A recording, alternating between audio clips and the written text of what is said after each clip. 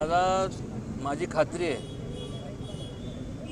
की संपूर्ण महाराष्ट्रात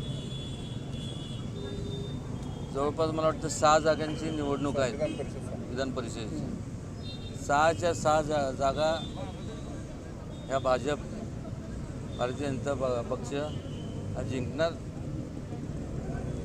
त्याचं मूळ कारण म्हणजे आपण सगळ्यांनी लक्षात घेतलं पाहिजे की बाकी सगळे जे लोक आहेत, सगळे पक्ष आहेत, ही पहिले कधी एकत्र नव्हते। केवळ सत्ता हस्तगत करण्याकरता ती एकत्र आली। म्हणजे थोडक्यात तो त्यांचा स्वार्थ होता। विचार सगळ्यांचे वेगळे आहेत आणि वेगवेगळ्या विचारांचे लोक ज्या वेळेस एकत्र येतात त्यावेळेस त्यांना एकत्र ठेवण्याकरता कुठला तरी आमिष किंवा कुठल्या तरी ताकदीचा वापर करावा लागतो आणि ते कायमस्वरूपी एकत्र राहत नाही। त्याचं कारण की त्यांचं इप्सित किंवा त्यांचा स्वार्थ किंवा त्यांचं जे काय त्यांचं जे विचार असतो तो साध्य झाला की आपापल्या मार्गाने ते निघून जातात। या उलट भारतीय जनता पक्ष हा विचारांनी एकत्र आहे आणि जे लोक विचारांनी एकत्र असतात त्यांना एकत्र ठेवण्याकरता कुठल्या ताकदीचा वापर करावा लागत नाही।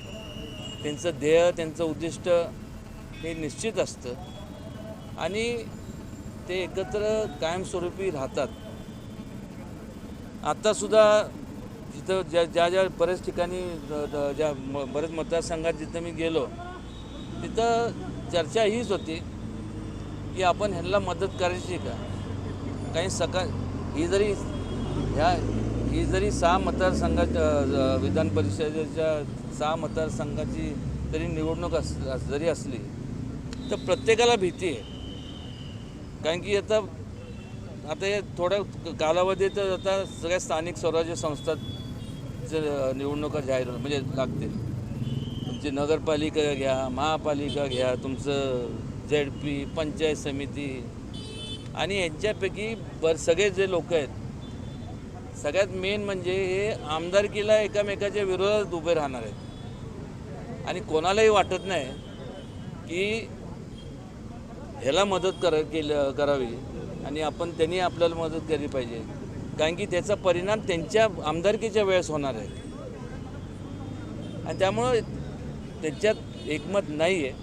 दाखवताना बोलणं सोपं असतं पण जे ग्राउंड लेवलचं आपण विचार केला, जे ग्रासरूट लेवल जे कार्यकर्ते म्हणा, जे काय काम करतात त्यांना कोणालाही मान्य नाही आणि त्यामुळं हे वन साइडेड होणार।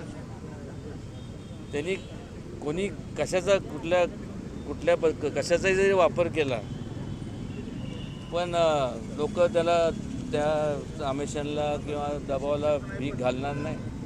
कारण की प्रत्येकाला त्याच्या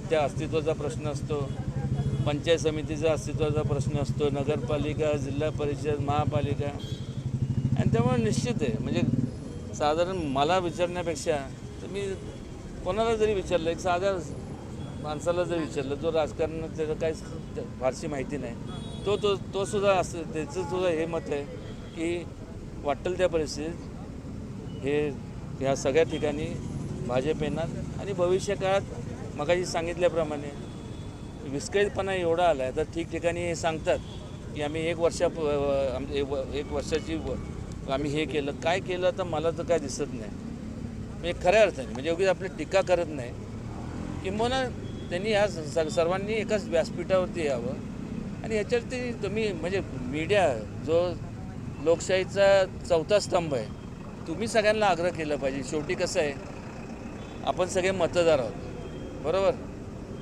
आपण ज्या लोकांना केलं आहे त्यांच्याकडनं अपेक्षा असतात की आपले कामं झाले पाहिजे, आपल्या मतदारसंघात विकासाची कामं झाली पाहिजे आणि जर होत नसतील तर तो मतदारांचं दिशाभूल केल्यासारखं आहे। नेमकं काय केलं हे त्यांनी लोकांना सांगितलं पाहिजे आणि मी मस्त तुम्हाला काही पण भूलथापा मारू शकतो पण मला माहिती आहे ना, मी स्वतःशी खोटं बोलू शकत नाही। तीच अवस्था यांची फार काळ टिकणार नाही। एवढंच मी सांगेन. आणि लवकरच भाजप सत्तेत येणार.